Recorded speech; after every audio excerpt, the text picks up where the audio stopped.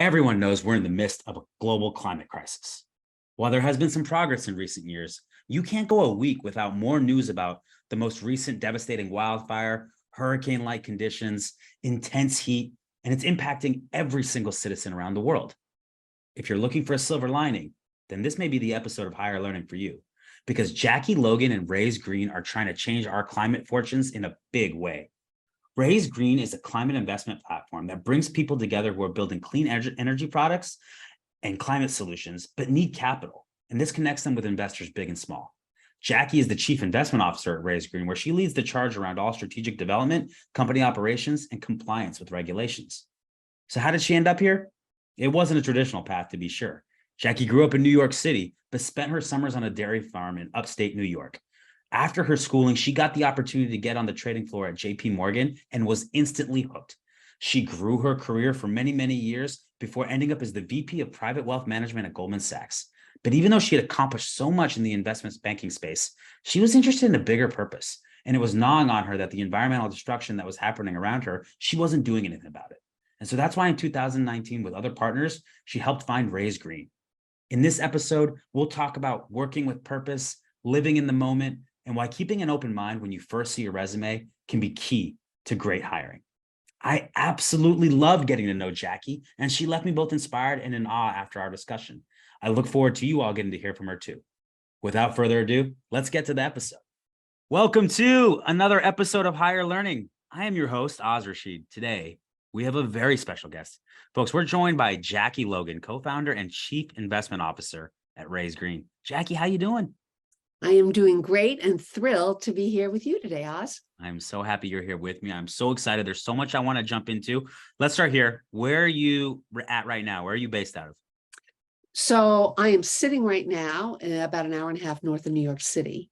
My home base is New York City. Raise Green is the company now has just actually moved from Greentown Labs, which is we're a climate tech company, which is the largest climate tech incubator in the United States, to Climate Haven in New Haven, Connecticut, which is just kicking off, and we are one of the first companies that will be landing there. And what's exciting for me is that I'll have the opportunity to actually go up and work physically in the space, which I miss desperately.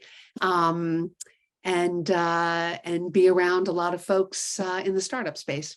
I absolutely love that. Or I don't know. Are we breaking news on the podcast? Is that public information? We're putting it out there, though. It is relatively new, but it's already out there. So we're super excited. I'm thrilled about that. All right, so let's get to it. I want to talk a little bit about Raise Green. Can you tell us a little bit about Raise Green? What does the company do? What's its mission, vision, values? I'm interested in all of this. This is such a unique space. I got to be frank. I've never interviewed or talked to anybody in this space around climate incubators. Tell me a little bit about Raise Green. Sure. So Raise Green, we are a climate investment platform. We are registered with the SEC, a member of FINRA, and we bring together folks across the United States that are looking to raise capital doing something in the climate solutions space. Think solar array on top of a school, or new technology, anything that is touching, climate solutions of some sort. We are interested in working with them and seeing if we can support them and help them, raise capital into their company or their entity. On the other hand, we then bring impact investors from across the United States to our fully online platform, so they can take a look at these companies that are looking to raise capital and bring them together on our fully online marketplace to make it happen. So that we can get private capital moving directly into climate solutions as quickly as we can. Because as we all know, climate change is upon us, and we are working our way towards a tipping point at the end of this decade.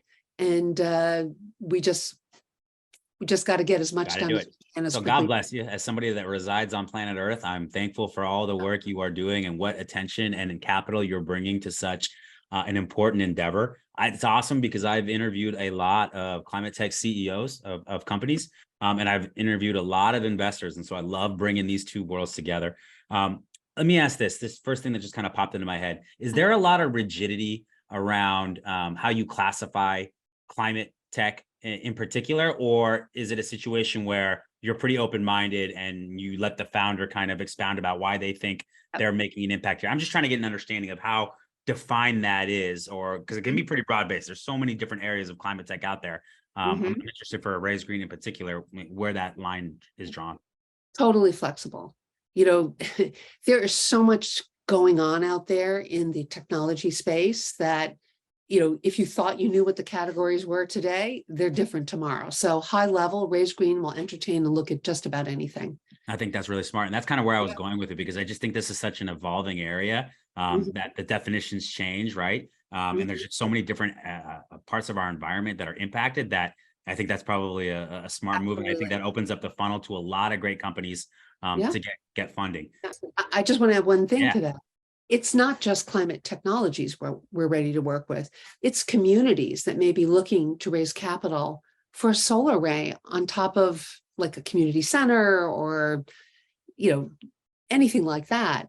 They can come to us as well, work with us to, you know, figure out how to package their offering for that solar array, whatever it is they want to raise capital for, get them up on our fully online platform and open it up to their local community to invest in, as well as other folks across the United States. So we are flexible.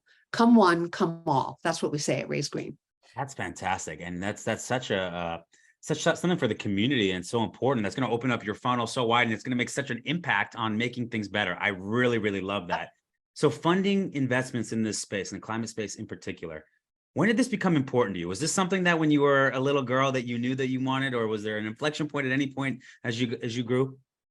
So I have the great fortune of growing up in New York City and spending my summers and weekends on a dairy farm in Connecticut. So talk about like two different worlds. Culture shock. Absolutely. And, you know, I grew up with an incredible appreciation for, you know, the earth. You know, when you're a farmer, you live off the earth and you really are one with the earth. And just also the juxtaposition to life in a city. Grew up very early, just appreciating nature, recognizing that we live in a shared space and we all have responsibility to do our part. Scroll forward in my last role in finance in a large bank, I was working on some of the development of ESG strategies, that kind of thing. And I just saw this incredible interest in private capital wanting to do something in this space, something meaningful and impactful. But when I looked at the equity markets and the public markets and, you know, and the quality of data that was available to understand impact, things like that, I just thought, you know what? Climate change is upon us. We don't have time. I need to take my 25 years of, you know, securities markets, capital markets experience and my passion for this earth and climate and find a way to get private capital moving directly into climate. And lo and behold, as life is, and this is something I always recommend to all of folks I meet, is, you know, realize that tomorrow you may meet somebody, be open, you never know where that leads you. So I happened to run into my co-founders, one thing led to another. I joined Raise Green and as a co-founder, and I never looked back.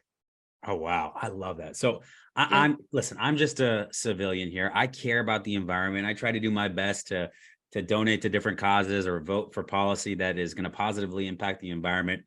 But if someone's not an LP, if they're not an angel investor, if they're not a firm with capital and they want to get involved with climate change and they ask you, where do I start? What do you recommend to somebody like that?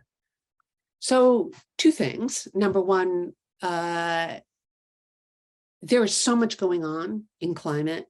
You know, there are groups, there are meetups. All you have to do is Google it. What's happening in my city, you know, in climate? There's just so much happening. And the wonderful thing that I have found, and what's really special about this space is there is a level in which, even if you're in a competitive business of some, in theory, in some sorts, we recognize that it's a race for the same outcome. And so we have a shared concern. And so most folks are so welcoming to anybody who wants to join the space. So I say, just get online, Google around, you'll see there are things happening, and folks are very, very interested in bringing you on board. That's number one. And number two, we say to folks, hey, jump on raisegreen.com. We are issuing securities under one regulation called regulation crowdfunding. The beauty of that is it's simple, it's online, it's direct projects, and for as little as $100, you can today invest in a climate project that you feel passionate about. Very, very small initial investment sizes. Yes, investing is always risky, so I'm not, there's all that that I want to make sure that Disclaimers, yep. All those claims. But one of the things is, at the end of the March, folks are like, well, what do I do now? And we always say, jump on Raise Green and see if there's something that you'd like to look at and invest in. I love that. So listen, one of the things that our show tries to do is, there's very complex jobs out there, and we want to simplify them a little bit and help people understand what it is, say, a chief investment officer does. So I'm interested how you got into the world of finance, and did you take a traditional path, a non-traditional path, and what does a chief investment officer do at a platform like a company like Raise Green? Sure. So I, went to college and all this kind of thing, thinking I was going to be a doctor, and loved science, et cetera. During that journey in college, decided maybe not, and started, in business. In one thing led to another. I went to graduate school and had an opportunity to do a summer internship on a trading floor. And I will tell you that I one day went to see the Chicago Mercantile Exchange, the crazy outcry, trading that was going on. And I'm a very high energy, gregarious person. And I just said to myself, I have to be involved in this. Oh, wow. So after graduate school, I got my MBA. I went and I worked for over a decade at JP Morgan on the trading floor in fixed income, and had the amazing opportunity to cover very large institutional investors. And then from there, did a startup. From there, scroll forward, did a few other things in between, went back in my career to directly into finance at Goldman Sachs, and overseeing trading from a compliance perspective. And as I said, during that amazing time at Goldman, had the opportunity to work with desks that were creating investment strategies in this area, and said, that is the next place I need to be. And did I ever think I would be at a startup at my age? I am a boomer. I never would have guessed it, but honestly, it is the only place for me right now. So in terms of what I do, so when you're at a startup, you typically roll up your sleeves and you do a lot more than just your title, which is part of the fun. But my main focus at Raise Green as the Chief Investment Officer is I am overseeing the marketplace. That is everything, all the transactions, the back and forth, between investors and issuers during a raise, to make sure that we are following the regulations and that investors are having a good, a very positive experience.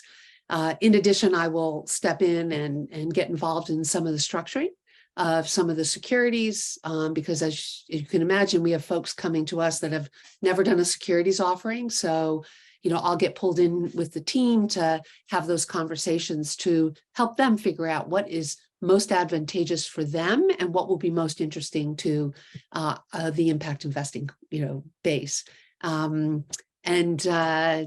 And then anything else that comes along, we'll jump in and assist on. You get that true startup mentality. I love it. Now, one thing as you were speaking, I was thinking about, and I'm thinking about movies like Wall Street, and I've had some friends who are in investment banking and commercial banking, and I've had a couple of people I know that went on that trading floor and then said, this isn't for me. I want to go do something else. So I'm interested, is there any advice you have for anybody that's getting a career start off in investment banking, or anything, core principles you would tell them to keep in mind as they get started in that space? That's a good question. Look, I would say that as a general matter, be ready to put in a lot of hours. Okay. I would say show initiative. I would say you will be expected to learn a lot on your own. Don't expect to be handed. Generally, it's a little bit of a sink or swim atmosphere. So you need to be ready, on your toes, bring your A game really every day. Yeah. And that is incredibly exciting for a certain stream of folks. And if it is, it's for you. If it's not, then it might not be the area for you. Okay, I'm going to come back to that because we're going to have hiring questions in a minute, and I want to get into what are the behavioral qualities you're looking for in that specific environment that lead to success, because I find that to be fascinating. But I want to ask you this one last thing on climate, because I think this is important. My take from just the news and watching recent policy and things like that is that I feel like over the last few years, there's been some real progress made on the climate side, but I'm a layman, right? So my question to you is somebody who's deep in this space and is probably following it very, very closely, much more than myself. Do you feel like we've made progress? I know there's a long way to go, but do you feel that at least over the last 3 or 4 years, this isn't falling on deaf ear anymore, and that we're starting to make changes as a country and as a world in a positive direction? So I'm going to say yes, because I think the most important message that we need to get out is a hopeful message. There is hope. There is, as I said earlier, there is so much going on in climate. Folks in every nook and cranny you can imagine working on different aspects of climate solutions, whether everything from, carbon capture, pulling the carbon out of the air. And actually last week, the Biden administration announced a $1.2 billion effort funding hubs and bringing together innovators in this space so that they can riff off each other, all the way to, local communities starting to pass, by 20x, we're going to be fully renewable energy. So it's happening out there. Is it happening fast enough? No.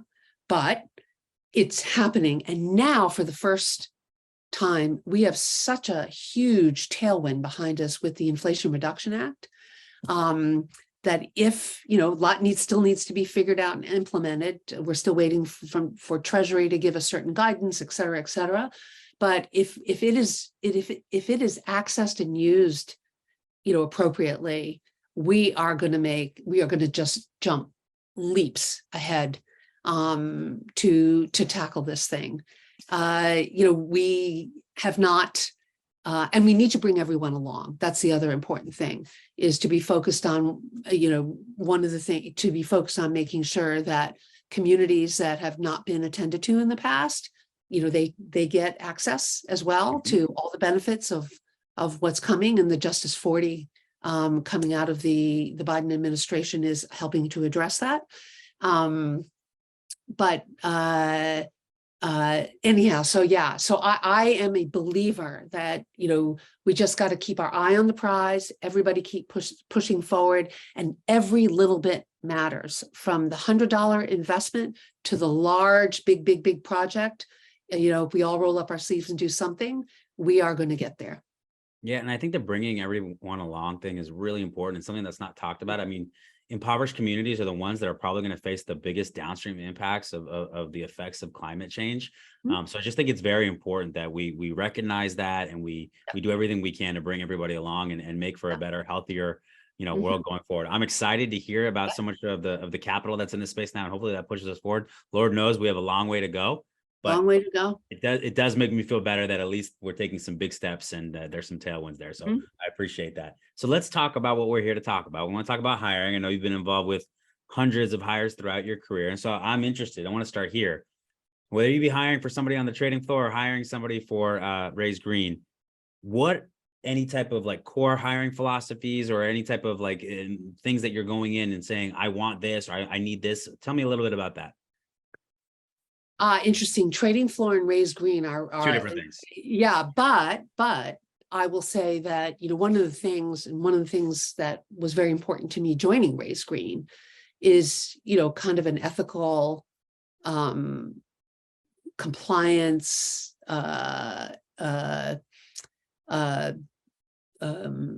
transparency, when you're working at a company. And it's incredibly important that we have an atmosphere of, that's ethical, and that we're doing the right thing, and that we are upfront, and that folks are inclined to escalate. If there's an issue, I want it escalated, and I want it escalated quickly, because the bottom line is, number one, you probably can't solve it yourself. Number two, the sooner you escalate it, we're going to bring in all kinds of brain power to figure out how to solve this issue. And sometimes, depending on whatever the issue is, and you have to remember, I'm thinking financial, trading, markets moving, these kinds of things. Why, this is incredibly important, is that, sooner is better than later. Just figure. So I need to get a feeling that I can work with somebody who's going to be, very upfront, honest, and forthright. So that's a critical. I don't care whether I'm on a trading floor or I'm at Raised Green, or frankly, if I'm anywhere. It's important, but it's particularly important in regulated environments and when we're dealing with financial products. The other thing is, are they pleasant to work with? Right? I mean, because there's going to be a lot of hours that we spend together. We want to feel like that we're working together as a team, that the person knows how to collaborate, but also can work independently. That is regardless, either of those roles. If I'm on the trading floor, there really needs to be, you need to be ready to be quick, move fast, not be afraid if things get heated, and be able to stand your ground. As I said, and then it's a very, very much a relationship business still. So the ability to develop relationships, what does it take to maintain client relationships or interrelationships within the firm, so that there's a good flow of information, people want to go to you and trust you.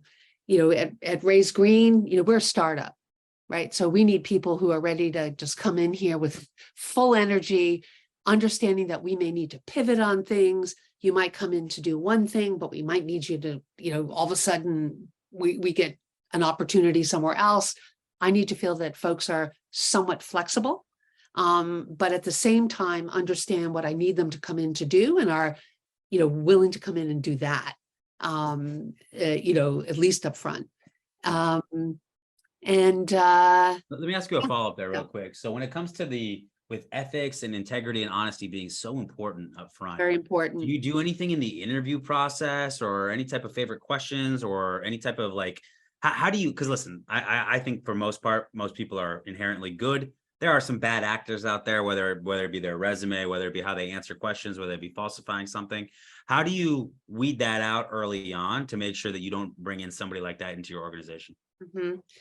Well, it is, I would say that in the interviewing process, what I tend to do is ask about situations where they identified an issue, and how did you handle it?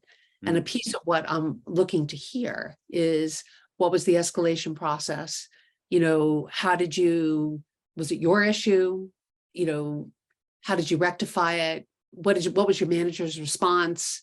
Did you think it was a good one or not a good one? I try to look in on real life examples to see if they get it. That's probably the biggest way I will look at it. Of course, anybody that comes into work in a financial organization will have a full background check. So if there's any real problems, and then the other thing is, I make it very clear in the interview process as well, that is very important to me, and that And so I make it clear there. And then once somebody actually comes on board, I continue that process by making them feel that if you come to me, and I do it through experience, I demonstrate that I don't go, why did you do that? I think in the 4 years I've been at Raise Green, I've never done that. And there've been things that have been escalated because I always want someone to feel comfortable that they could come to me. First thing is let's solve it, et cetera, et cetera. And then, if to the extent that I see there's an opportunity to continue to drive that message, I will have personal one-on-one communication about that, probably repeatedly. Yeah, I think that's really smart. Also, I think it's probably, and this has probably come out throughout your career, you also have to maintain a culture of I'm saying it, but I believe it and I act on it too. And so if there's been any type of indiscretion or somebody's being dishonest, I'm sure you've had to lead by example there too and say that's not tolerated here. And that really sets the tone too, I imagine. I also live by, we make mistakes, we learn from mistakes. And I always say, look, let's be grateful. We found this mistake, right? And we're going to figure out how do we change our process so it doesn't happen again? Obviously, if we have to remediate, we do. And then we say, hey, better it happened on this smaller issue and we'll avoid a bigger one next time. So you come in fundamentally, you believe that people are doing the best job they can. And so therefore we're going to learn from this. Yeah, I love that. So if I asked you to think of a memorable interview experience, whether it be you interviewing or you interviewing somebody else, does anything come to mind? So, let's see, I could share with you just generally, what I'm noticing in resumes now and interviews, which I'm actually struggling with. Sure. And I think it's an outgrowth of COVID. And I used to be able to look at a resume and go, okay, went to college here and then worked here and then worked there and then went to grad, but now people are working double jobs. They may be doing, I saw a resume recently where they were both doing a job in India as well as in Chicago Whoa. or something. And I was like, so point being is, I would say just a general comment, I'm finding that I need to have more of a conversation when I'm meeting with folks to say, wait a minute, take me through your experience because I'm not able to connect the dots in a linear fashion. Yeah. And so that I can really tease out what their work experience is. I think what's interesting about that is that we're in a time now where, growth in your career or the path in your career is less linear than it's ever been. Right. Back in my mom and dad's day, right. Most of them were, with companies, for 30, 40, 50 years until they got the gold Rolex. Right. And as time has gone on, right, we've seen, people are going into contracting, people are starting their own company, people have a side hustle, people go back to school, people are working, multiple remote jobs. There's lots of different things going on out there. And I think one of the things I know we talked about this a little bit, I give you a lot of credit in that you had those questions about the resume, but you didn't make that the be all end all and say, yep, scrap it, which would have been the easy thing to do. It sounds like in some of these situations you're talking about, you were able to have conversations with these candidates. They were able to convey some of those things that were confusing and you ended up ultimately making hires. Is that right? Absolutely. Look, at the end of the day, we need the right people, right? It is about the people and the resume and, look, there shouldn't be something fraudulent on it because that is a sign. But understanding that in this new paradigm, things are being presented in all kinds of which ways is to come into it with an open mind and really dig into, what's your story, understanding what their skill sets are from their life experience, what are their goals, what do they want to do, and really coming out with a good picture of who that individual is and how they might fit in our organization is really the goal of the interview, right? And not hanging up on some nick or knack, right? Yeah, I'd love to tell you that's how most people think, but that you're absolutely in the minority there. And like I said, I give you a ton of kudos on it. I've gotten a little bit of online notoriety for using a certain F word with the resume, but here's why. I think the resume is an archaic artifact and something that we've been doing for many, many years. Did you know that Leonardo da Vinci actually made the first resume? That's a true story. No, Yeah. And good, so, good yeah, so factoid. it's literally been running around for hundreds of years. And we haven't really improved upon that process. And the thing that kills me about it is that I think it's one of the biggest blockers to meritocratic hiring for this reason. We have biases, conscious and unconscious. And every time we review a resume of somebody's experience, we are inferring certain things in a lot of ways. Sometimes in very poor ways, like discriminatory ways, like names and things like that, which is absolutely unacceptable, but also simple things like, oh, this person had a sabbatical for a year, or hey, this person went to 2 different colleges, or this person didn't major in the thing that I would want them to major in. And so we use a lot of heuristics in this world where we want to make mental shortcuts all the time. And so a lot of times those people don't even get a chance. And so I think, what is the most important thing when hiring somebody? How do they line up with the requirements of the role? If they went and they opened up a Waffle House, 6 years ago, but they still have all the skills and behaviors and qualities I need out of this role, then I wonder if that matters, right? And so I think sometimes left to our own devices, we make bad decisions, or we close people out when really they could be great fits. And again, that's why I think what you did stood out, is that you had those questions, but you went through it with the interview. And it sounds like you made 2 good hires. So I love to mentor young people. And, there's a lot of folks interested in getting in the climate space. And I always welcome someone wants to reach out to me on LinkedIn and, to chat about what I've been up to and why, because we need more people in this space. But I was mentoring a young person. I am mentoring a young person, and, he sent me his resume, stellar, from performance and et cetera, from an Ivy League college and all this kinds of stuff. And I was looking, and of course you graduated here and then you started working here, and there's the year gap. And I said, well, what happened there? And he goes, well, I was a ski instructor. And I'm like, and you didn't put that on your resume? I mean, he goes, well, actually, and we had such a great conversation. It is how, like, he learned how to deal with parents and with kids and with issues. He had to do payroll, like whatever it is. I mean, that's a microcosm of skills learned, et cetera, particularly on a young person that hasn't had a lot of work experience. I found that super valuable. Plus, I'm thinking, that took some guts to do it. And I like that. So I'm promising you, though, some know-it-all saw him. Maybe he had that on there. He told him, should I put this in there? He's like, nope, you're going to get disqualified for that. And see, listen, it led to a great conversation for you. And so like, I love that. And I think here's the thing, I've told people this before. I've had people on this very podcast say, when I'm looking at a resume, if I see a bunch of different jobs, in a short time span, then that's an automatic disqualifier for me. And listen, I get it. Like, again, heuristics are important. I would say this though, right? Sometimes it's not always the full story, right? And I know we're all trying to save ourselves time and we don't want to waste time, and you can make an educated guess,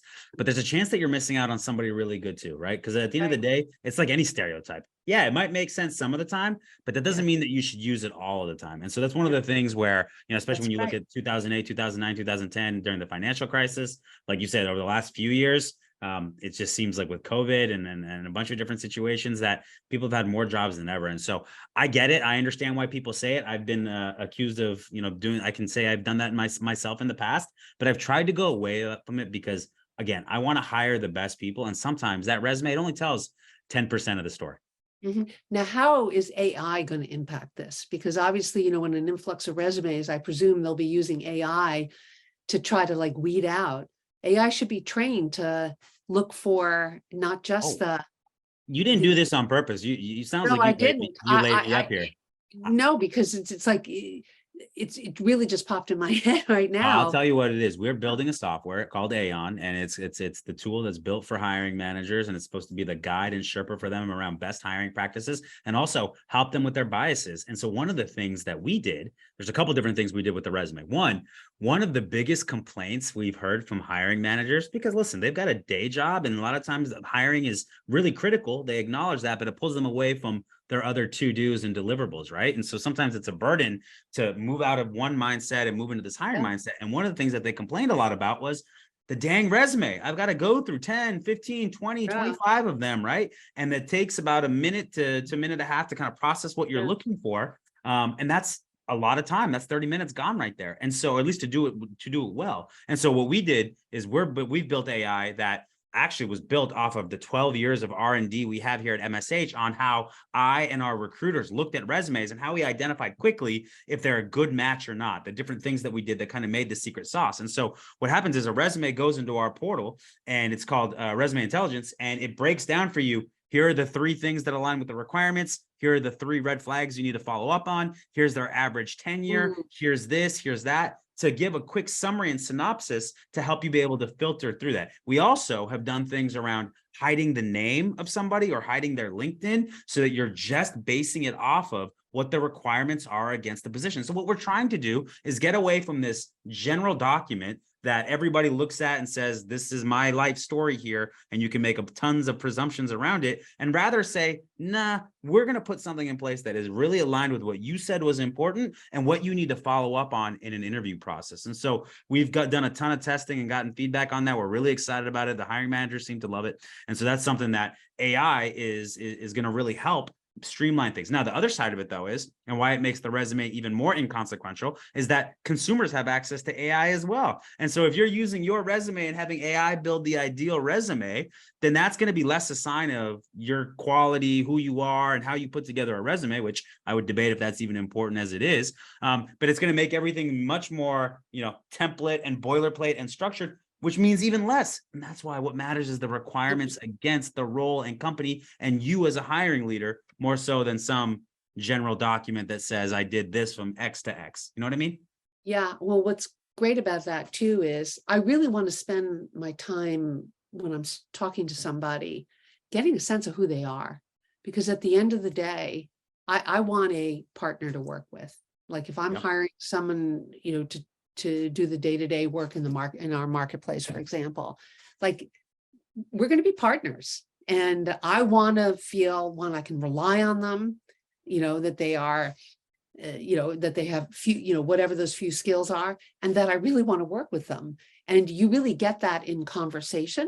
And to the extent that you can cut to the chase by pulling all those key things out, that also just helps, the dialogue during the interview process as well. Flip that script. Candidates don't want to be interrogated and have an informal or too formal or rigid of a conversation. They want to have a rapport. They want to get to know who they're potentially working with. And so what AI is going to do, and there's a lot more where that came from, but what AI I think is going to do, and great technology is going to do, is it's going to enable the human interaction. It's not going to replace it. It's not going to automate it. This is way too intimate and important of a decision, hiring, right, to make it fully automated. But what it can do is it can take a lot of the administrative burden or the cognitive complexity that comes with this process and make it more about building that one-to-one connection like we're building right now, Jackie.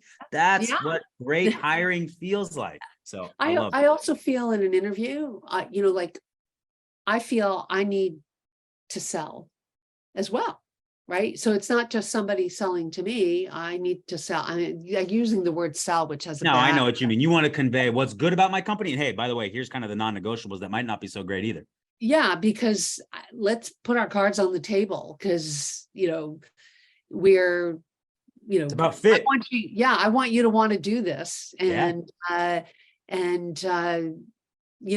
here's what it is, the good and the bad.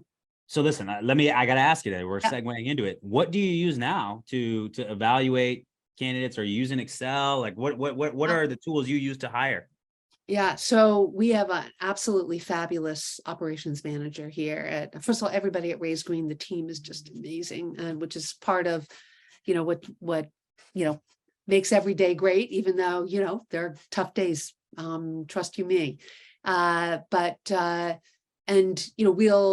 We'll define a job, work together as a team. Because there are certain jobs that we are looking for. There'll be a job description, and we'll all work on it together, make sure it makes sense. And then she'll put that job description out to certain outlets, and some of them are climate oriented, et cetera. And then as the resumes come in, we do have an Excel spreadsheet, which identifies all the resumes that come in, and there's a first screening of them in terms of by both our operations manager, who just knows everything about the business and is fabulous, but also the person who is knows most about the role itself. And then just quickly going through to say, are they too experienced for this? Are they, whatever, and to whittle it down to, a group, and then they will bring them in, and our operations manager will interview them first and then make it through the rounds. And we try to have each person that looks to join the firm really touch, certainly all of the senior management, so that they get a chance, because you're joining the Raise Green family. So so everybody they get to know us and we get to know them. So yeah. And then when, somebody comes on board, even if it's not like somebody directly in my area, as because I oversee more of the marketplace area, maybe it's more in the projects area, like the fact that I had an opportunity to interview them during the process, we already have a relationship. And that's a great way to start at a firm. So I mean, we're a small firm, so we can do this, but I encourage everybody to do that.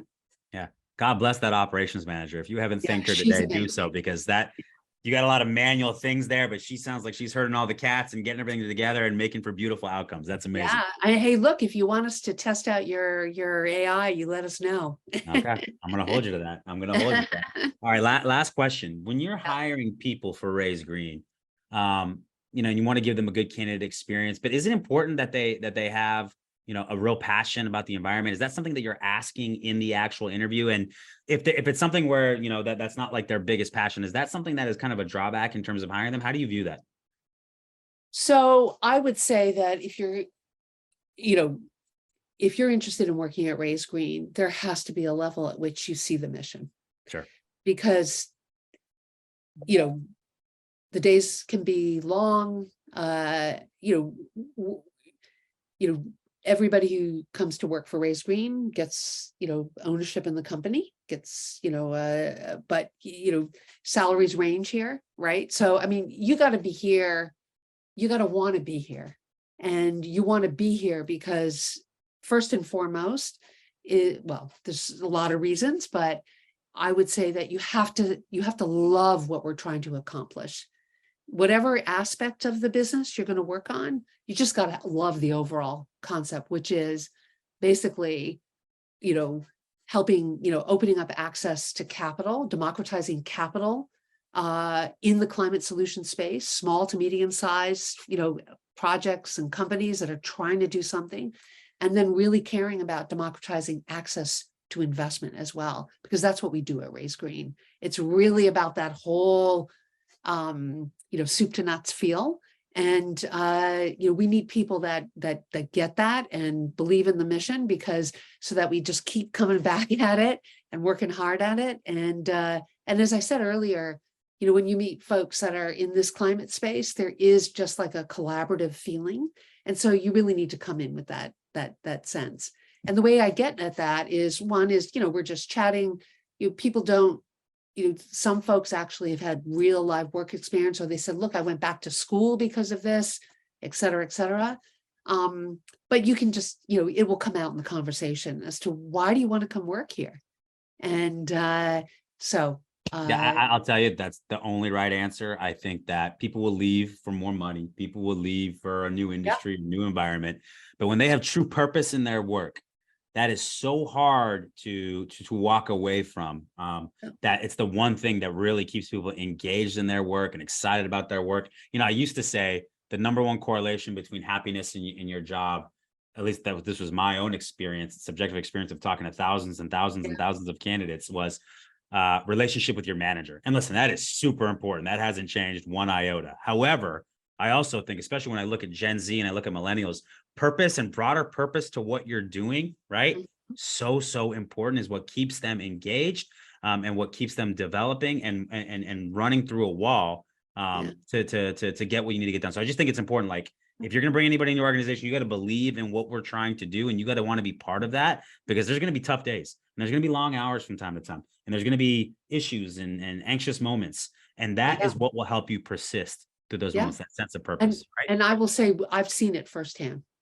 Yep. Because in 2023, fundraising for startups, it's been challenging. Sure. If you read all the papers and things like that, I mean, thankfully we're in a good space, our team went right through it with us. So, luckily we're on the other side now, but it really was just the commitment.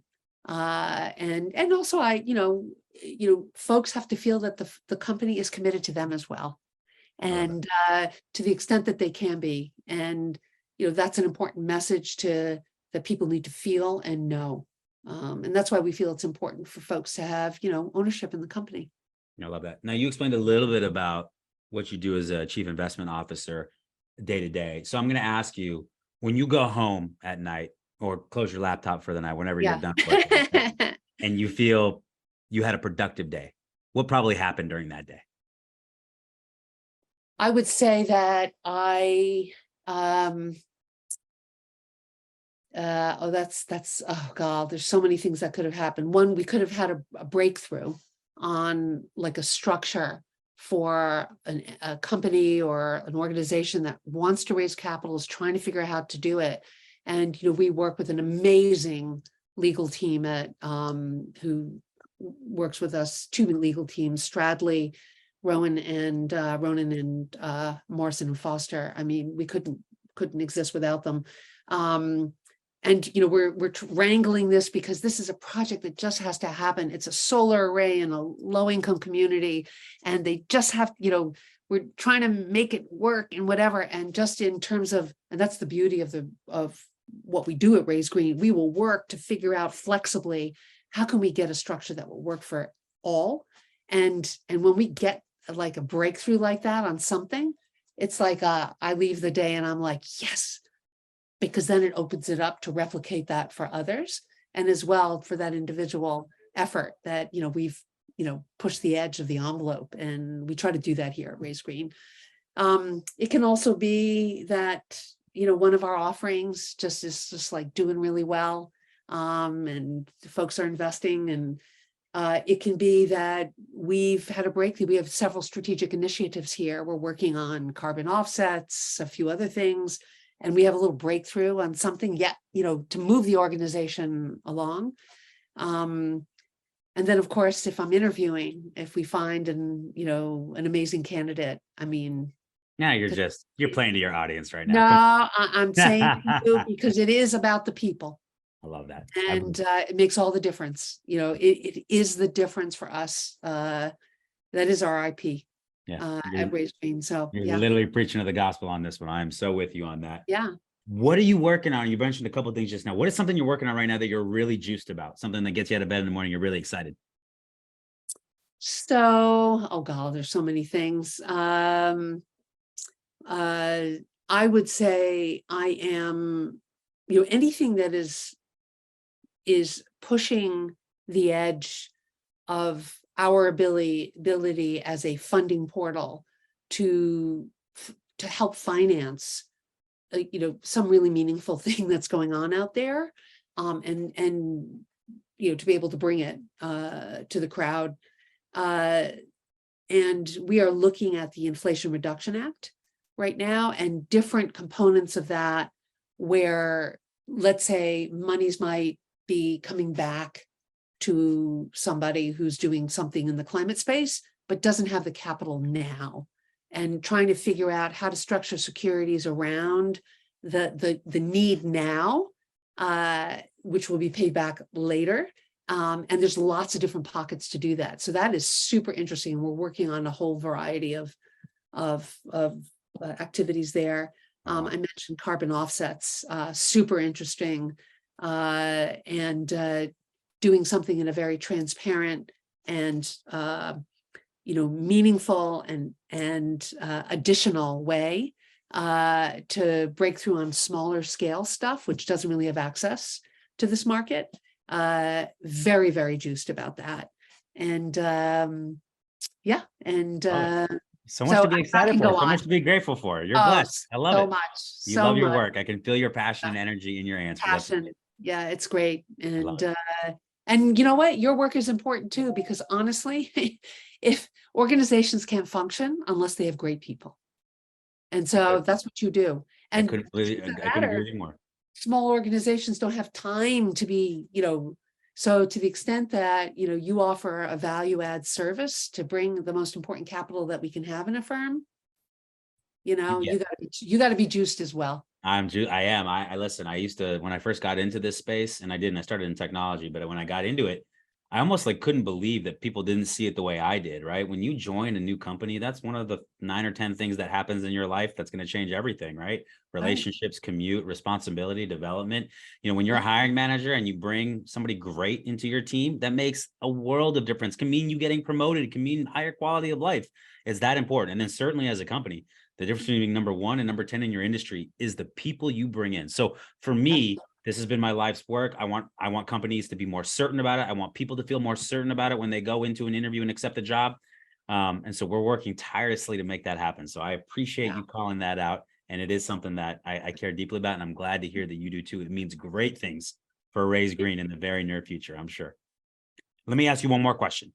Sure. One bit of career advice that maybe you didn't know early on in your career when you first went out on that trading floor but you do know now, or maybe our early in career talent, what bit of career advice would you offer them? Maybe something to keep in mind as they start their career. Sure.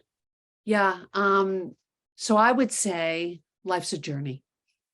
And, it is, and today especially, because there really is the ability to almost work anywhere from another location. Like there is so much out there, and which that can be overwhelming as well. But my advice is whatever you're doing right now, do it to the best of your ability, learn as much as you can in that role, and make relationships. And don't worry about 10 years from now. First, worry about right now and doing the best job you can. And then, considering what might be next. But I wouldn't spend if you're doing something great and you're learning and whatever, don't be worrying about the next thing now.